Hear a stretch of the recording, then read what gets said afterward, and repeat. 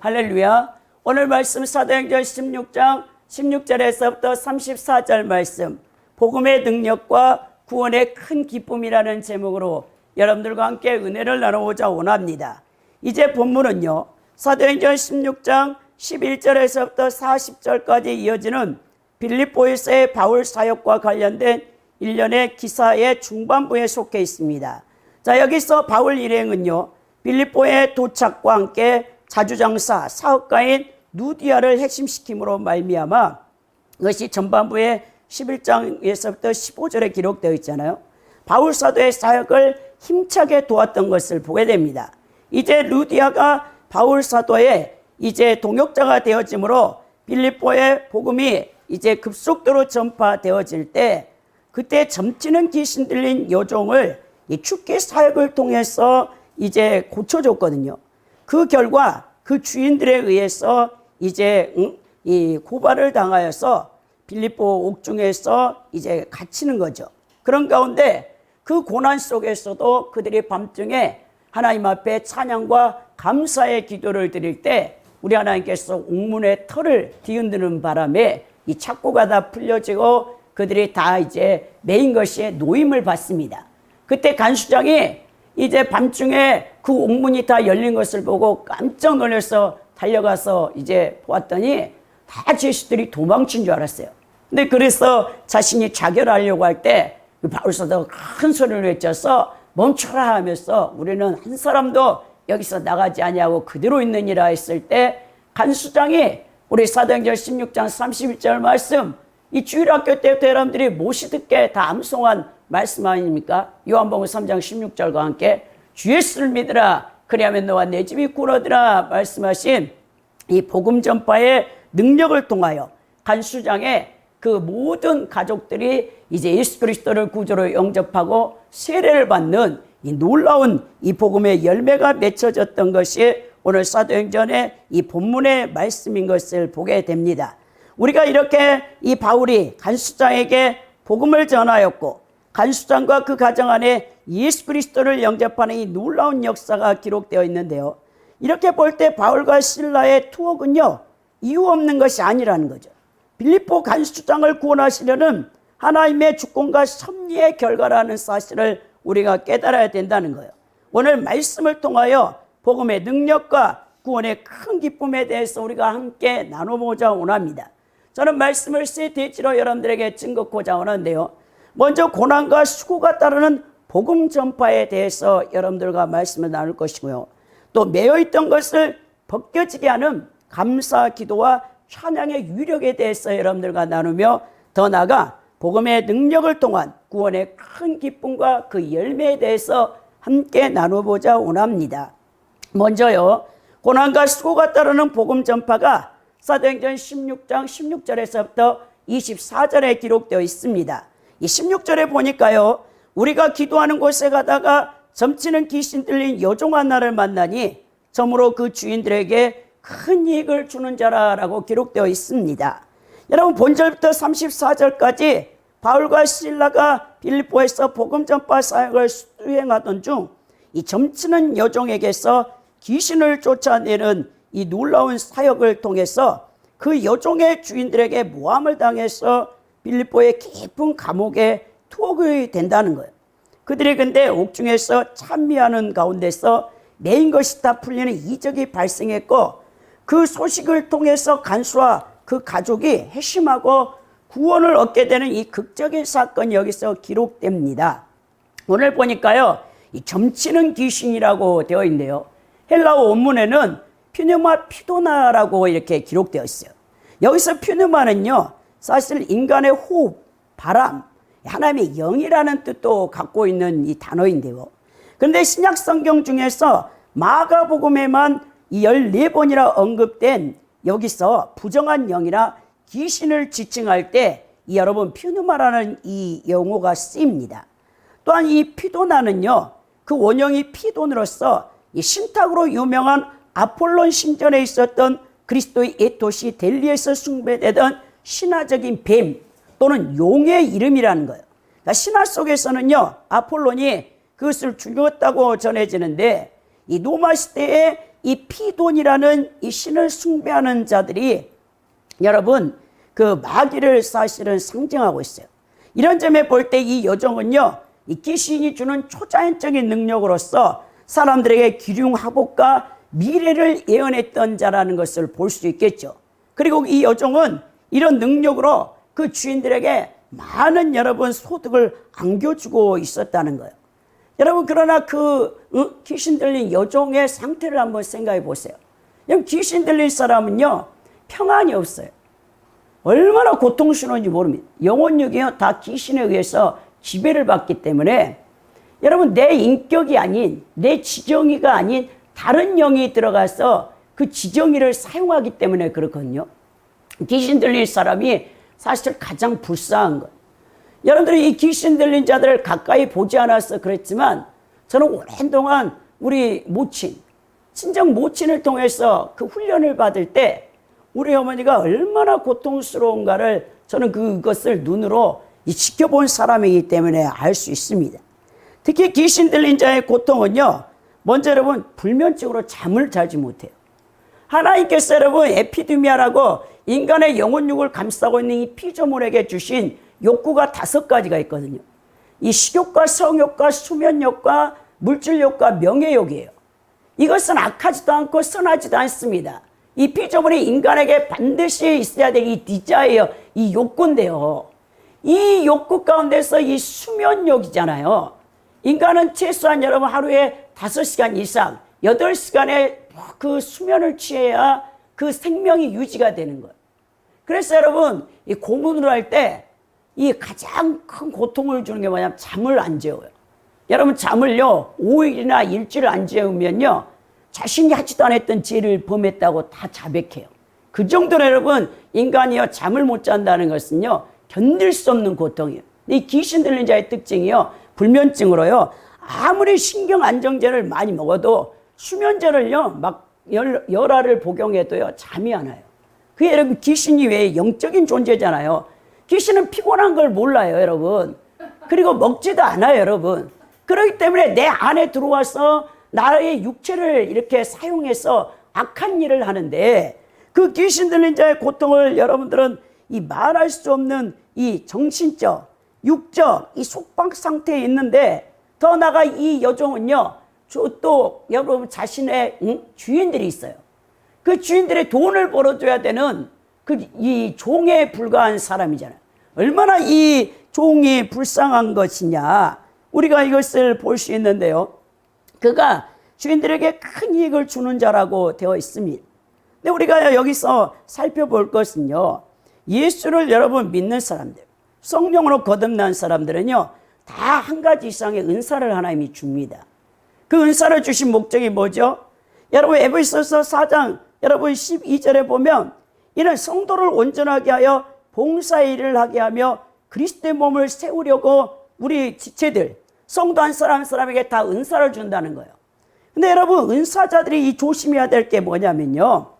은사는요 하나님의 일을 할 수 있는 도구를 주는 건데요.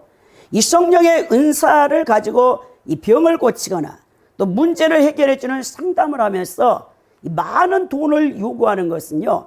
하나님께서 그저 주신 은사를 가지고 자신의 이 유익, 배를 채우는 악한 일을 하는 것이기 때문에 결국 이러한 자들은 100% 지옥에 간다는 사실을 알아야 돼요. 이 성령의 은사를 받은 자들이 이 성도들에게 돈을 요구할 수 있습니까? 하나님의 것을 가지고 장사를 하는 것은 지옥행입니다. 그러므로 우리에게 성령의 은사가 주어졌다면 순수하게 그것으로 교회와 성도를 유익하게 하는 일에 사용해야 된다는 거예요. 그것이 바로 하나님께서 은사를 주신 목적이라는 거예요.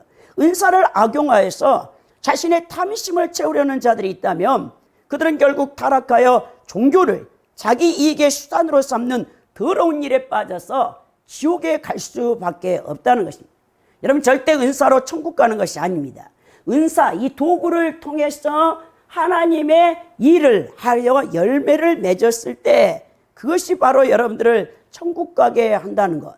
은사 남용을 조심해야 된다는 사실을 여러분들에게 오늘 여기서 경고를 해드리고 싶습니다. 우리 어머니가 그랬어요. 저에게 항상 목사님 나를 생각해서 귀신 들린 자들을 죽기 사역할 때 절대로 돈을 받지 말라고 하셨어요. 우리 어머니와 함께 10년을 제가요 영적 훈련을 받을 때 우리 하나님께서 거짓 종과 참된 종을요 저에게 분별하기 위해서 거짓 종들을 많이 붙였어요. 우리 어머니가 여러분 그 능력의 은사자들에게 안수를 받는데요, 감사금을 여러분 많이 드리지 않냐면 우리 어머니 안수를 해주지 않았어요. 그래서 제가 이제 가지고 있던 모든 적금을 다 깨가지고 처음에는요 다 100단위씩 감사금을 드렸거든요. 그때는 우리 어머니를요 그분들이 안수를 잘 해줬어요. 근데 제가 그때는 능력을 받지 못했기 때문에 장로교 출신이었고 지금 제가 성령의 권능을 받지 않는 상태에서 우리 하나님께서 거짓 종들 한 10명을 만나겠는데요, 그런 가운데서 막 안차를 받아서 제 눈이 다 터지고 우리 어머니도 온몸에 그냥 파랗게 피멍이 들 정도로 그런 사람들을 비롯해서 돈을 요구하는 거짓 종들을 통해서 엄청난 고난을 받았어요. 그리고는 하나님께서 우리를 여의도 순복음교로 가라고 해서 그 큰 교회에 속해 있게 하셨고 따로 훈련을 받았습니다. 우리 어머니는요 저의 마루타예요. 제게 하나님이 능력을 주시기 위해서 어머니, 약한 영에 사로잡힌 자들이 어떤 질병에서 고통을 받고 그 속에서 매여 있는가를 우리 어머니를 통해서 제가 확고하게 그것을 알고, 그리고 저에게 하나님이 그런 악한 영을 대적할 수 있는 그런 이제 은사를 제게 부어 주었습니다. 항상 우리 노모께서 말씀하시기를 나를 생각해서 귀신 들린 자들을 불쌍히 여기고 악한 영에게 사로잡힌 자들을 불쌍히 여기사 안수할 때 절대 돈을 받지 말라는 거예요. 2주 전에 아시는 여자 집사님이 왔어요. 우리 교회에 와서.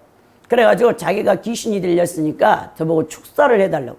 그래서 제가 저기다가 딱 눕혀놓고 1시간을 축사 기도를 해주고 그랬더니 이 집사님이 아주 영적인 것이 밝아.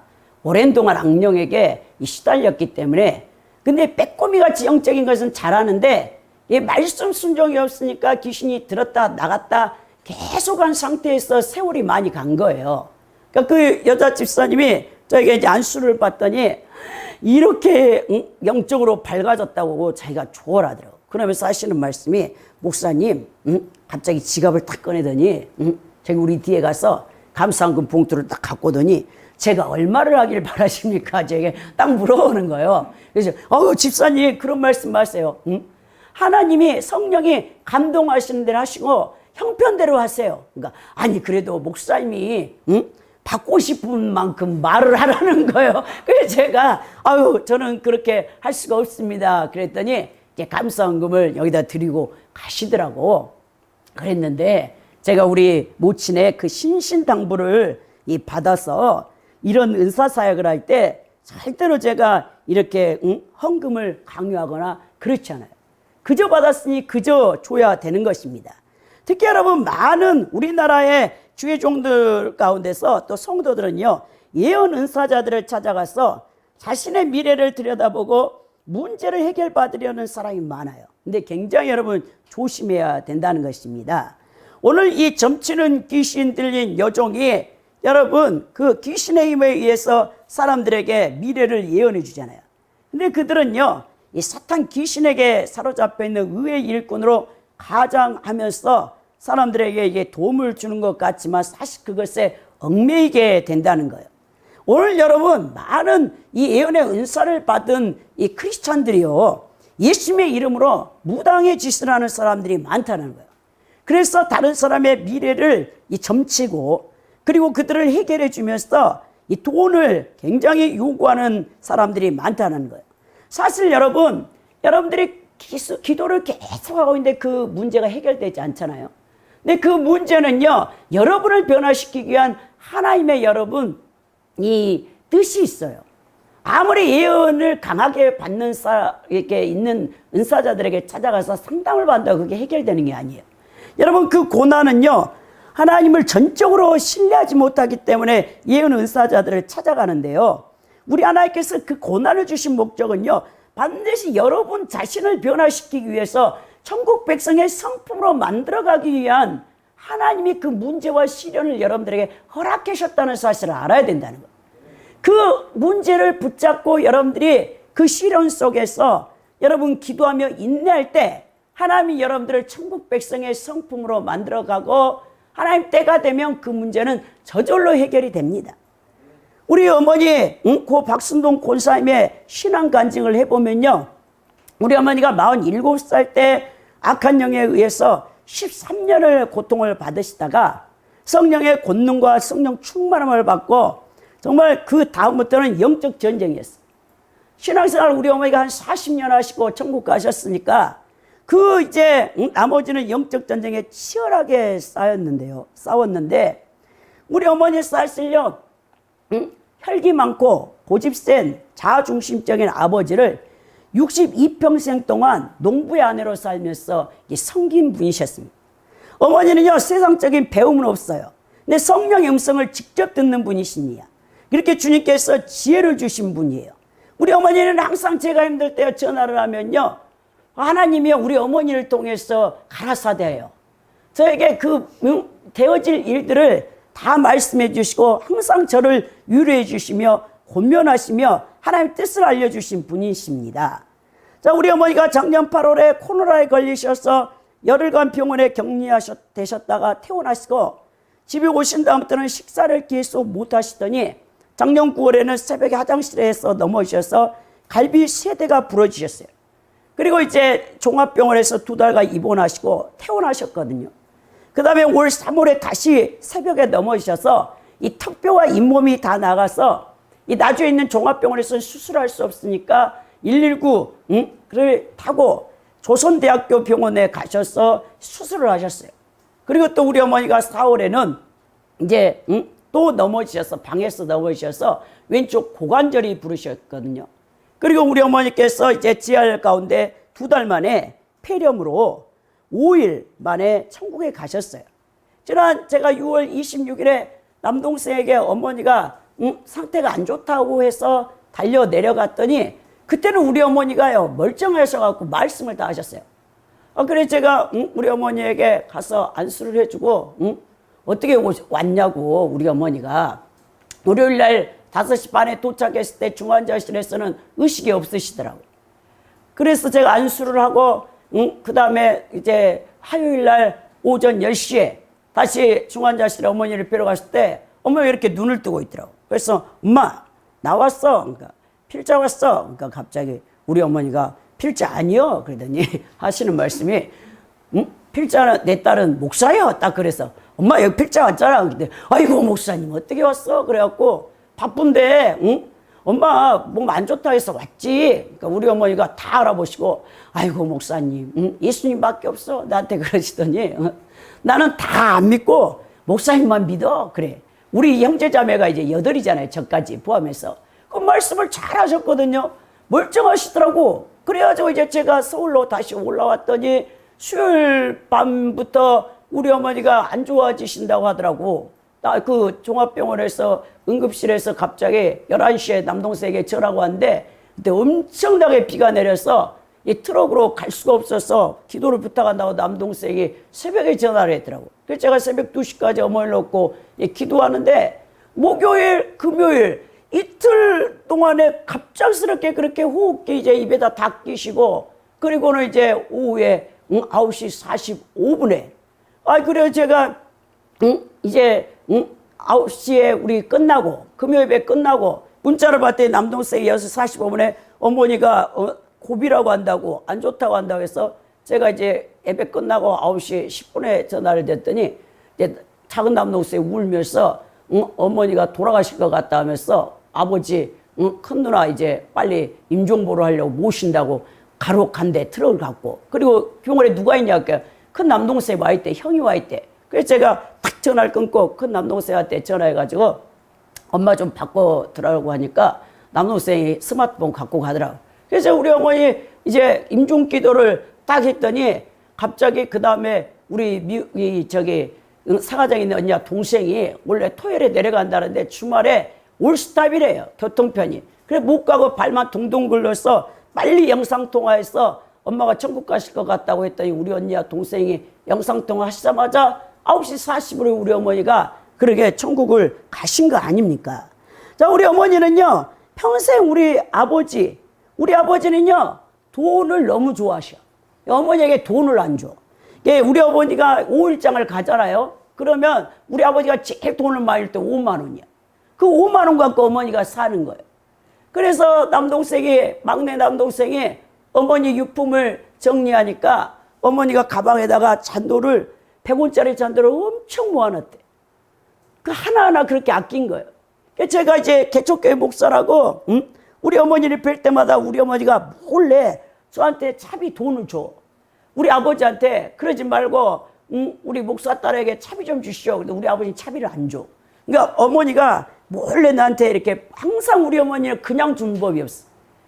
그 딸을 처음부터 저는요, 신학교 다닐 때 또 우리 어머니가 저를 목사라고 이렇게 섬기라고 형제들에게 다 말을 해놨어요. 항상 우리 어머니는 하얀 봉투에다가 돈을 이렇게 넣어가지고 제 차비를 줘요. 어머니한테 돈을 다 쓴 사람이에요, 제가. 우리 어머니에게 한 번도 돈을 줘본 적이 없어서 제가 돌아가시고 얼마나 울었는지 몰라. 우리 어머니가 잔돈을 그렇게 모아다가 그 남동생이 어머니 유품에 잔돈밖에 없다고 그것을 가져다가 바꿔다가 어머니 다니시는 교회에다가 헌금을 하신다고 하더라고. 근데 놀라운 것은요, 저 입간할 때 늦게 갔잖아요. 주일 예배 끝나고. 주일날 9시, 입간을 했는데, 우리 사가정에 있는 제 위에 바로, 위에 있는 언니를 하나님이 변화시키려고 우리 어머니가 입간할 때 딱 보니까 이렇게 딱 하고 발 2개를 펴고 십자가에서 예수님과 함께 못 박혀 죽은 형상으로 딱 계시더래요. 그러면서 우리 언니를 깨닫게 하는 게 어머니의 그 십자가상의 모습을 보고 아무든지 나를 따라오려거든 자기를 부인하고 날마다 자기 십자가를 지고 나를 따를 것이요. 누가복음 8장 23절의 말씀을 우리 언니에게 성령이 깨닫게 했다라는 겁니다. 어머니께서 자신에게 맡겨주신 십자가를 끝까지 짊어지시고 사명을 다 마치시고 천국에 입성하셨다는 사실을 우리 그 언니가 신앙이 좋았다가 좀 코로나 오고 그 다음에는 계속 신앙이 안 좋아졌는데 그 언니를 하나님이 깨닫게 했다는 것. 여러분, 자기 십자가를 감당하지 않는 자는요, 결단코 천국에 못 들어갑니다.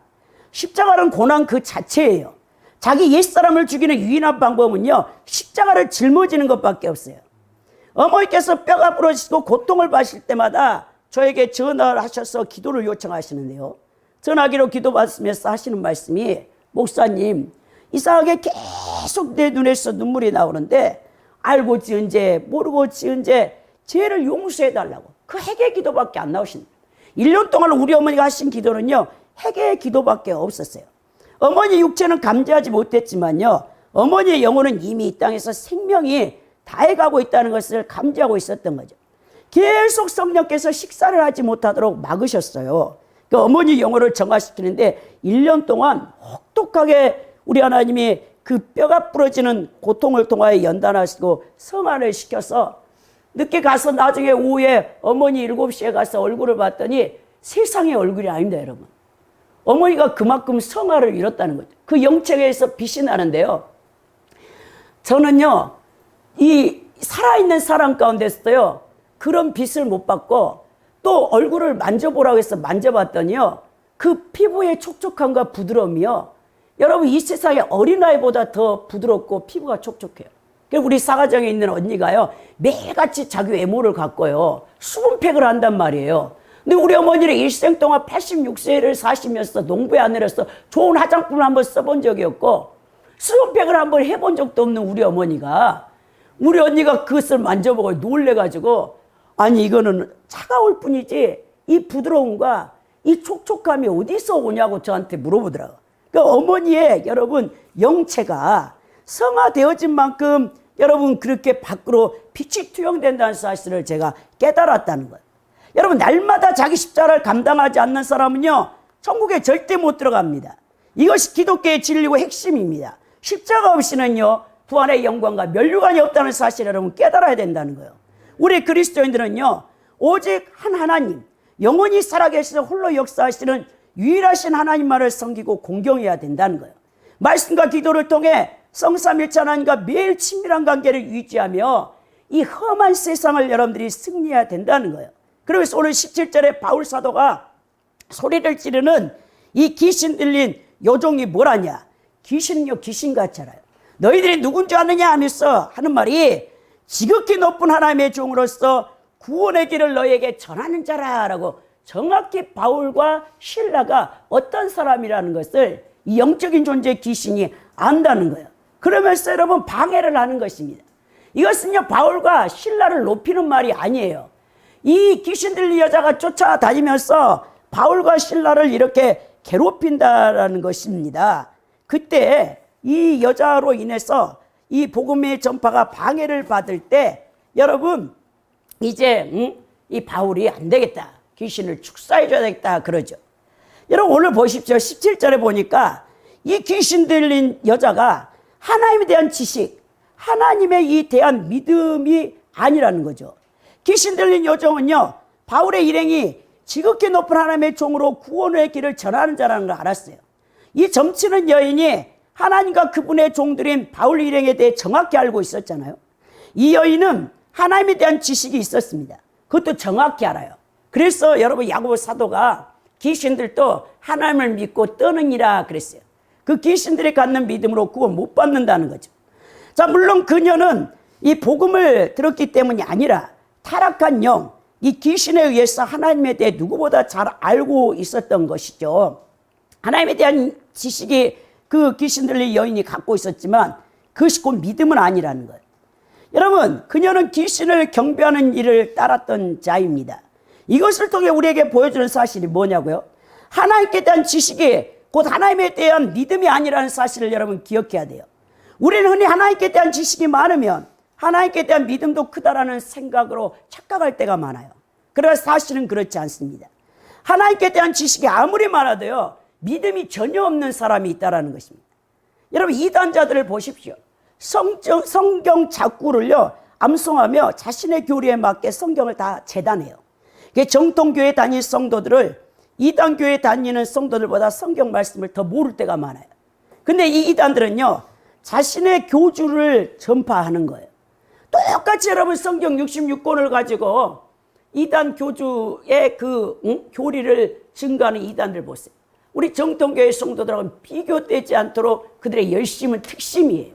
근데 그들이 믿는 하나님은 누구냐? 이 성경에 계시던 삼위일체 하나님이 아니라는 거예요.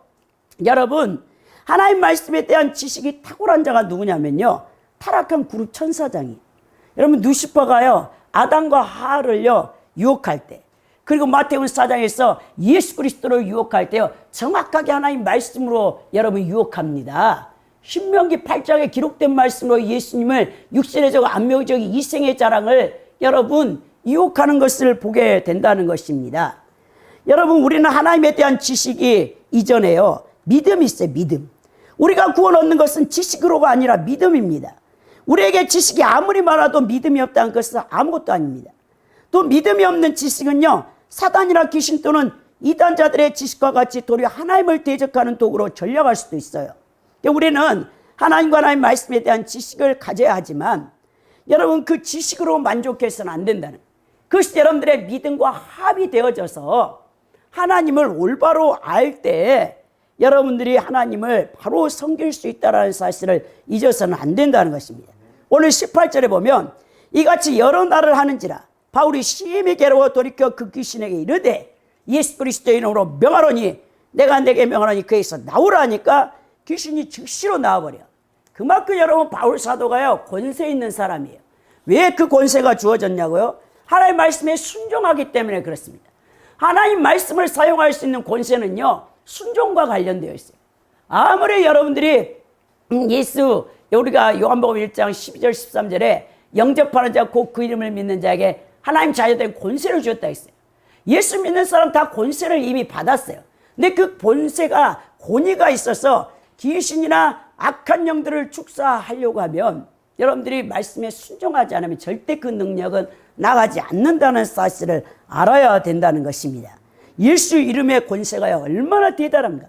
하늘과 땅에 여러분 예수님께서요 그 갈릴리 바다를 잠잠게 하시잖아요. 말씀 한마디로.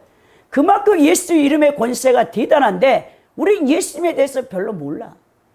수십 년 예수님을 믿으면서도 예수님이 어떤 분이라는 걸 몰라. 만왕의 왕이시고 만주의 주시고 심판주라는 사실을 여러분 기억하시기 바랍니다. 오늘 19절에 보니까 여종의 주인들은 자기 수익에 소망이 끊어진 것을 보고 바울과 실라를 붙잡아 장토로 관리들에게 끌고 갔다. 여러분 이제 바울과 실라를요 귀신 들린 여자에게 점치는 귀신이 나가니까 아무런 능력이 없는 거예요. 그러니까 그 종들이요 돈을 보일 수가 없으니까 이들이 바울과 실라를 모함했어요. 무슨 말로 모함했냐? 로마의 풍속을 어지럽히는 자라라고 해서 그 빌립보에 있는 여러분 재판관들에게 이제 법적으로 고소를 했습니다. 20절에 보니까 상관들 앞에 데리고 와서 말하되 이 사람들이 유대인인데 우리 성을 심히 요란케 한다. 여러분 그 지금 빌립보는요 다 헬라인들, 이방인들, 로마인들로 구성된 이 도시인데 이 유대인들이 와서 그 풍속을 물랑케 한다라고, 요란케 한다라고, 선동한다라고 이 로마 제국 내에 폭동의 씨앗을 뿌리는 이 중재자들이라고 이제 여러분 거기서 고발을 했다는 거예요. 대략 여러분 1년 전에 황제 글라우디오가 로마로부터 유대인들을 축출하라는 지금 칙령이 사실 내려진 상태거든요. 그래서 이 유대인들을 고발을 했습니다. 그때 21절에 로마 사람이 우리가 받지도 못하고 행하지 못할 풍속을 전한다라고 말합니다. 이 바울과 실라가 로마 사람이 우리가 받지도 못하고 행치도 못할 풍속을 전한다라는 것은 뭐냐면 여기 풍속이 에데라는 단어가 쓰이는데 정통, 습관, 풍속이라는 겁니다. 그러니까 로마인들에게 낯선 다른 법을 유포시킨다. 반역 행위로 지금 고소를 한 것입니다. 그러면서 22절 하는 말이 우리가 일제 일어나 고발하니 상관들이 옷을 찢어버리고 매로 치라라고 말한 거예요. 아 이제 큰일 났죠. 바울과 실라가 얼마나 두들겨 맞았든지 유대교에서는요 39대 반 때릴 수 있어요. 태형이라 할더라도. 근데 이 로마는요 형이 정해지지 않았어. 그냥 사람 죽을 만큼 때리는 거예요. 그러니까 여러분 바울과 실라가 얼마나 두들겨 맞았는지 이 말도 못한다는 것입니다. 그래서 여러분 고린도후서 11장 24절 25절에 바울이 자기가 이 유대인식의 형벌은 40에 하나 감한 이 맨데 5번을 맞았다라고 기록되어 있고요. 그 생애의 태장은 3번이나 맞았다는 거예요. 이 빌립보 감옥에 갇힐 때 엄청나게 맞았다는 것을 자신의 이 고백을 통해서 나타내고 있는데요. 여러분 이때 바울이요 사실 두들겨 안 맞아도 돼요. 여러분 실라나 바울이 어떤 자입니까? 로마 시민권을 가진 자예요. 근데 감히 이 간수들이 이 빌립보에 있는 그 로마에 파송된 이 사람들이 집정관들이 바울을요 여러분 이렇게 때려 황제가 재판할 고난을 갖고 있는 거예요. 로마 시민권을 가진 자는. 근데 침묵하면서 두들겨 맞은 겁니다. 여러분 이렇게 바울이 여러분 침묵했던 것은 예수께서 인류의 죄를 대속하실 때 빌라도 뜰에서 어린 양처럼 끌려가서 여러분 채찍에 맞는 거하고 동일한 거죠. 바울이 자신의 신분에 대해 침묵한 정확한 이유는 알 수 없지만 이 분명한 것은 피할 수 있는 고난도 회피하지 않음으로써 결국 빌립보 간수와 그 가족을 구원케 하는 열매를 맺게 됐다는 사실을 기억해야 된다. 23절에 보니까 많이 친 후에 옥에 가두고 간식에 명하여 든든히 지키라라고 말하는 것입니다. 그러면서 24절에 이 그 발에 착고까지 채워버렸어요.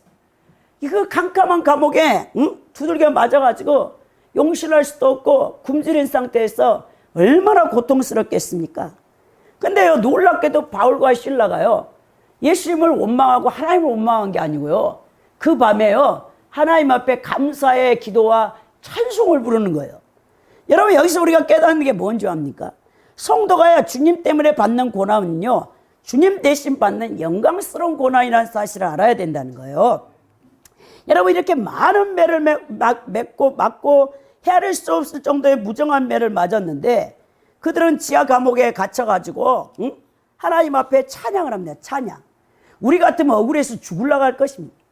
복음 전하다가 어떤 사람이 우리한테 핍박을 하거나 우리에게 욕을 했다고 생각했어요. 그래 여러분들이 가만히 있겠습니까? 하나님을 원망하든지 아니면 불평을 많이 하겠죠. 그러나 이들은 알았던 거예요. 이 고난이 억울한 고난 같지만 영적으로 보면 그것은 지극히 영광스러운 고난이라는 사실을 알았다는 거예요. 그것은 그리스도를 대신한 고난이기 때문입니다. 우리 주님은 우리 인류의 죄를 대속하기 위해 큰 배를 맞고 수모를 당하시고 십자가에서 죽음의 고통을 대신 받으신 것처럼, 그리고 성부 하나님께서 그러한 그리스도를 높이사 지극히 영광스럽게 하셨던 것처럼, 그렇다면 우리가 그러한 그리스도의 복음을 위해 그리스도를 대신하여 고난을 당한다면 하나님께서 가만히 있겠습니까? 이 로마서 8장 17절 18절에 바울이 이런 말을 해요. 우리가 그와 함께 영광을 받기 위해서 고난도 함께 받아야 될 것이라 생각건대 현재 고난은 장차 우리에게 나타날 영광과 좋게 비교할 수 없다라고 말씀하고 있습니다. 우리가 그리스도를 위해 당하는 고난은 영광스러운 고난이고요, 그리스도를 인해 우리가 당하는 이 고난이 크면 클수록 그 영광의 면류관도 크다는 사실을 아시기 바랍니다. 그래서 2000년 교회사 가운데 여러분 정말 영적으로 이 성숙한 사람들은 마지막에 뭘 원했냐면 순교를 당하기로 했어요. 여러분 그 순교가 얼마나 큰 이 예수 그리스도의 고난에 동참한다는 사실을 알았기 때문에 그렇거든요. 그러므로 주의 일을 하다가 오해를 받고 멸시를 받고 고난당할 때 여러분들은 도리어 기쁘게 여겨야 된다는 거예요. 그 고난이요 결국 천국에서 받게 될 상급과 면류관의 재료가 된다는 사실을 여러분 기억하시기 바랍니다. 그래서 골로새 1장 24절에 바울이 내가 이제 너희를 위하여 받은 괴로움을 기뻐하고 그리스도의 남은 고난을 그의 몸된 교회를 위하여 내 육체에 채우노라. 여러분들이 교회에서요 헌신하는 그것이 하나님 앞에서요 여러분들이 받게 될 상급과 면류관하고 관계가 돼 있다는 사실을 잊어서는 안 된다는 거예요. 두 번째 보면요, 매여있던 것들이 벗겨지게 하는 감사의 기도와 찬양의 능력이 25절에서부터 31절에 기록되어 있는데요, 25절에 보니까 한밤중에 바울과 실라가 기도하고 하나님을 찬송하며 제수들이 듣더라. 다른 사람들이 생각할 때 저 사람들이 완전히 미쳤나 보다. 저렇게 두들겨 맞고도 이 밤중에 자신들이 섬기는 하나님께 기도와 찬송을 하고 있네, 이렇게 생각했겠죠. 그때 우리 하나님께서 그 찬송을 들으시고 얼마나 기뻤든지 여러분 옥터를 지진으로 흔들어 버리래요. 천사들을 시켜서 흔드셨겠죠, 우리 하나님께서. 그러면서 그 옥문이 다 열려버려요. 이적이 일어납니다. 바울과 여러분 이 실라가 한밤중에 이 하나님을 찬양하는 소리를 듣고 우리 하나님이 얼마나 기뻐했던지 그 옥토가 다 흔들려 버리고 여러분 실라와 바울이 착고에 채워졌는데 그게 다 풀려져 버립니다. 그런 가운데 깜짝 놀랐죠. 26절에 메인 것이 다 벗겨져 버렸답니다. 그리고 27절에 보니까 간수가 이제 큰일 난 거예요. 간수가 자다가 깨어 옥문을 열린 것을 보고 제수들이 도망한 줄 생각하고 칼을 빼어 자결하려고 하는 거예요. 왜냐하면요, 로마법에 의해서 간수가 제수를 놓쳤을 경우는요, 그 경우를요 이 책임을 간수가 대신 죽음으로 책임을 져야 됐기 때문에 그런 거예요. 이 제수가 받는 형벌만큼 벌을 받거나 아니면 죽음을 당하거든요. 그래 밤 자정쯤에 자다 깨보니까 옥문이 열렸고 여러분 안 보여. 칠흑같이 캄캄해. 다 도망간 줄 알죠. 그래서 이제 자결하려고 자기 칼을 빼서 찌르려는 순간 28절에 바울이 크게 소리질러 이르되 내 몸을 상하지 말라. 우리가 다 여기 있노라 라고 말하죠. 그때 얼마나 이 간수가 놀랬겠습니까? 자기가 죽어야 되는데 하나도 안 도망치고 거기 있는 거예요. 그러면서 29절에 간수가 등불을 달라고 하며 뛰어들어가 무서워 떨며 바울과 실라 앞에 엎드렸다라고 합니다. 이 앞에 엎드렸다라는 프로세페스는요, 누구누구 앞에서 떨어지다, 누구누구 발 앞에 떨어지다라는 이 뜻인데요, 간수가 이 심장이 멎은 것 같겠죠. 거기 그대로 있으니까. 그 30절에 보면 그들을 데리고 나가 이르되 선생들이여 내가 어떻게 하여 구원을 받으리까거늘 합니다. 이 자결을 감행한 만큼 절망적인 상황을 겸허하였던 이 간수는요, 이번에는 옥문이 열렸음에도 불구하고 제수들이 하나도 도망가지 않는 상황에 대해 큰 충격과 감명을 받은 거예요. 이 간수가 던진 질문에 알 수 있듯이 우리 인생에 있어서 가장 중요한 본질적인 문제인 구원의 길에 대해서 묻고 있습니다. 그럼 어쩌면 일전에 점치는 귀신 들린 여종이 외치던 말을 들었을지도 몰라요. 이 바울과 실라가 지극히 높은 하나님의 종들이고 그들이 구원의 길을 전하는 자라는 이것이 생각날지 모릅니다. 간수는요, 참으로 진지하게 그 밤중에 구원의 길에 대해서 묻고 있어요. 그러면서 여기서 뭐라냐, 내가 무엇을 해야 합니까? 라고 말하죠. 간수장은 지금까지 단 한 번도 경험하지 못한 사건 속에서 심하게 요동하는 자기 마음과 달리 지극히 평온을 누리고 있는 바울과 실라에게 이 마음의 참된 구원을 얻을 수 있는 길이 무엇이냐라고 물어봅니다. 여러분, 인간에게 있어서요, 가장 핵심적인 본질의 질문은 뭐냐면요, 내가 어디에서 왔고 무엇을 하며 어디로 가는지, 바로 이 구원의 문제라. 구원의 문제. 이 인간이요, 평생을 살며 얼마나 살겠습니까? 100년 안에는 다 죽어요, 우리는. 근데요, 그 100년 안에 예수 그리스도를 통해 참된 영생을 얻는 자와 얻지 못하는 자, 이 두 종류의 사람밖에 이 세상에는 없어요. 여러분, 구원의 이 문제가 얼마나 중요한가. 어제 봤더니 우리 조카가 계시를 받았더라고.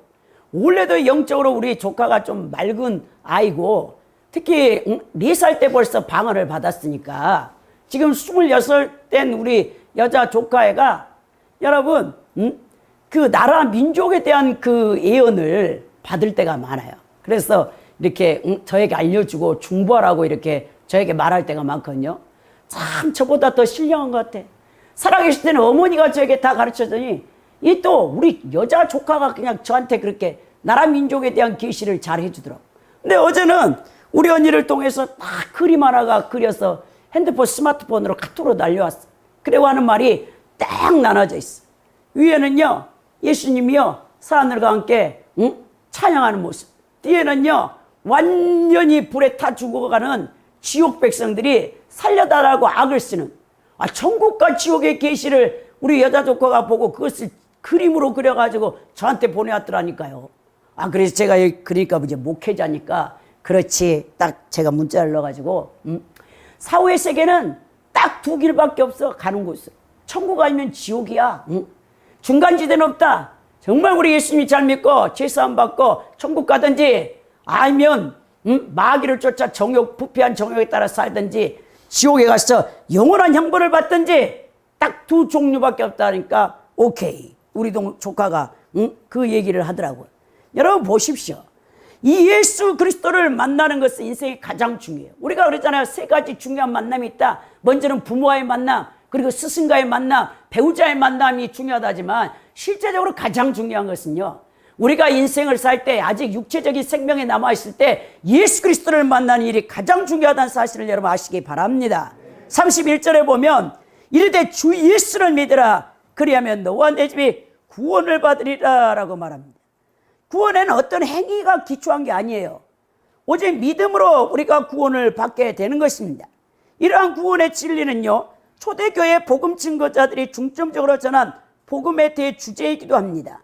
우리가 여러분, 이 종교개혁자 1517년에 이 루터를 통해서 여러분 우리가 종교개혁을 일으켜서 이 개신교가 이제 탄생했는데, 이 종교개혁자들의 행위와 공로를 강조하는 타락한 로마 가톨릭교회, 천주교의 교리인 공덕사상에 대응하여 이신득이 교리로 종교개혁을 외쳤잖아요.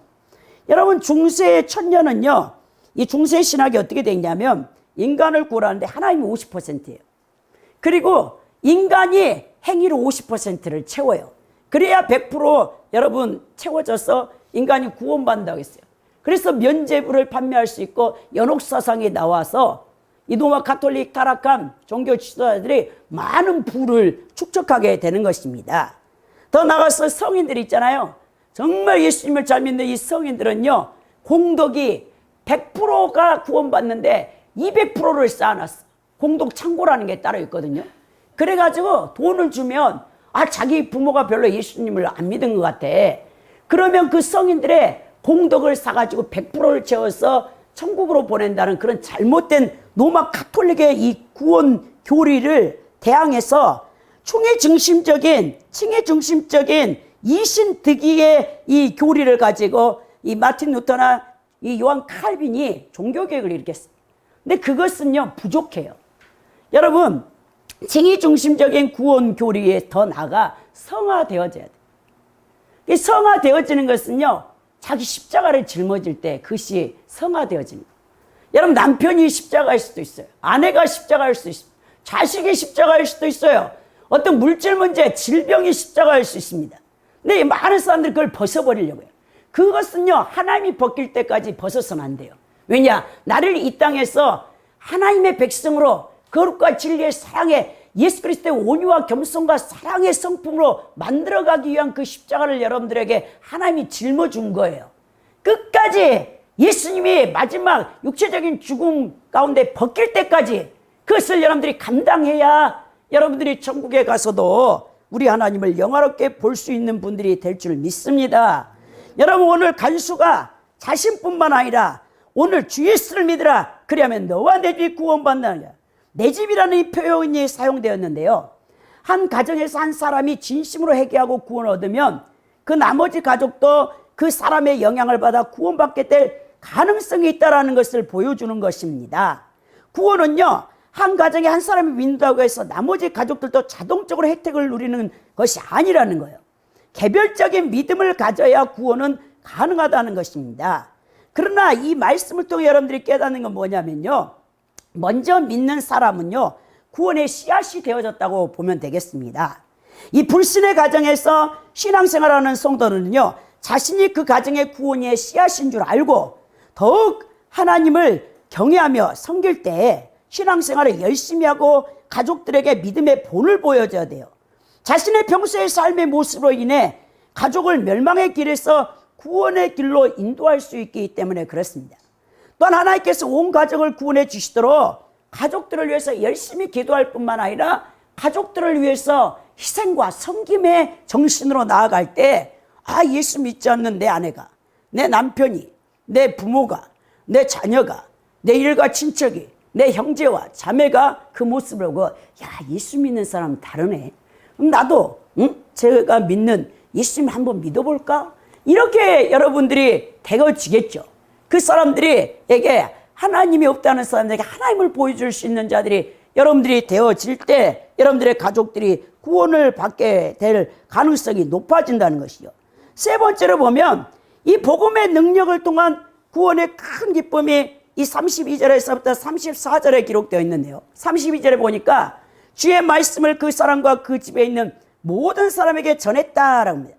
여러분, 바울 사도와 실라가요, 지금 굶고 두들겨 맞아가지고 얼마나 배가 고프겠습니까?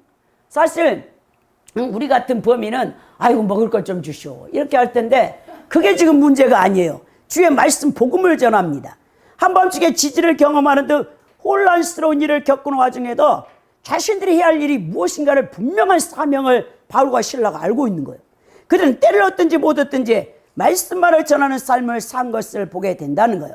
바로 우리 그리스도인들은 증인으로서 전해야 될 것이 오직 그리스도의 복음이라는 사실을 아시기 바랍니다. 34절에 보니까 그 밤 그 시각에 간수가 그들을 데려다가 그 맞은 자리를 씻어주고 자기와 그 온 가족이 다 세례를 받았다라고 되어지는 거예요.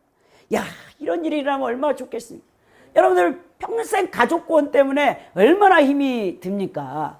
믿지 않는 부모, 믿지 않는 자녀, 믿지 않는 남편, 믿지 않는 아내, 형제 자매들 때문에 여러분들이 예수 그리스도를 그들에게 전하려고 얼마나 힘쓰고 애쓰냐, 또 기도하느냐, 그 수고가 따르잖아요. 근데 이렇게 간수장의 집안처럼 하루아침에 다 온 집안 식구가 예수를 믿고 세례를 받는 이런 축복, 정말 이건 축복 중에 축복이죠, 여러분. 한편 죄인을 사사롭게 자신의 집에 데려와서 치료하여 주고 음식을 대접하는 것은요, 엄격하기로 유명한 당시 로마 실정법에 어긋나는 거예요. 그럼에도 불구하고 간수가 이러한 일을 한 것은요, 바울과 실라에 대한 철저한 신임이 있었으며 이 세상의 법보다는 영적 구원에 대한 갈망이 그 마음을 지배했기 때문에 이런 일을 했던 것을 보게 되는 것입니다. 그러면서 34절에 그들을 데리고 자기 집에 올라가서 음식을 차려주고 그와 온 집안이 하나님을 믿음으로 기뻐하니라 라고 되어 있죠. 모든 이 인간적인 기쁨이 아닙니다. 하나님과 관계된 기쁨, 구원을 통한 그 엄청난 기쁨을 이들이 만족하게 되는 것을 보게 된다는 것입니다. 본절에서 간수가 보인 큰 기쁨은 세상적 관점과 중생하지 못한 자연인의 시각으로는 어리석어 보여요. 인간의 내면의 변화, 그것도 세상 지혜의 측면이 아닌 영적인 측면의 변화가 자연인의 시각으로 볼 때는 아무런 유익도 가져다 주지 않는 것처럼 보이지만 간수에게는요, 이 중생하시고 거듭나니까, 그리고 자신의 온 가족들이 구원을 받을 때 얼마나 큰 기쁨, 그것을 또 바라보고 있는 바울과 실라의 기쁨은 얼마나 여러분 컸겠습니까? 오늘 결론적으로요, 바울 사도 일행은요, 빌립보에서 복음 전도 사역을 개시한 지 며칠 되지 않아 많은 복음의 전도의 결실을 맺게 되어지는 것을 보게 됩니다. 먼저는 자주장사 누디아의 가정을 복음화시켰고, 귀신 들린 여종을 회심시켰고, 또 빌립보라는 낯선 지역에서 이렇게 간수장과 온 집안을 예수 그리스도 앞으로 인도하여 이 복음의 큰 열매를 맛보고 그 능력에 감사와 찬양을 돌렸던 것을 보게 됩니다. 하나님은요, 바울 일행의 고난을 통해서 전도 열매를 맺게 하신 것을 보게 되는데요, 오늘 우리도 이 하나님께서는 동일한 방법으로 복음 전도의 열매를 맺은다는 사실을 여러분들이 기억하시고, 그러므로 복음을 증거할 이 사람들은 자기 희생과 고난을 각오해야 돼요. 이 각오 없이는요, 온전한 주님의 복음의 사역자가 될 수 없기 때문입니다.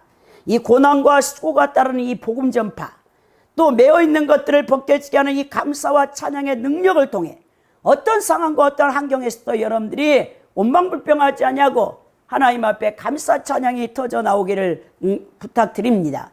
더 나아가서 복음을 통한 구원의 큰 기쁨이 여러분들의 삶과 사역 속에서 이루어지기를 원합니다.